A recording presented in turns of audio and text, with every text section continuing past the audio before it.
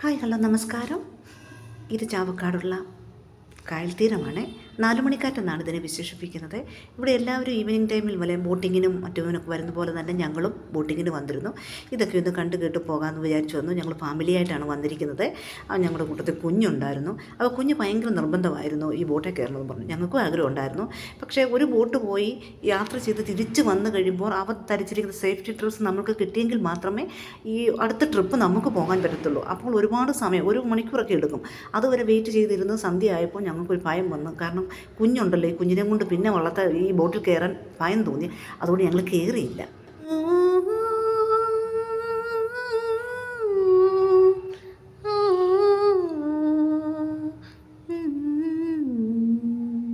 Car നിറഞ്ഞ മഴക്കോളേ ഓരിക്കെട്ടി പെയ്യരുതേ, മനസ്സു നിറഞ്ഞ നൊമ്പരമേ വിങ്ങിപ്പൊട്ടി കരയരുതേ കറുത്ത പെണ്ണേ.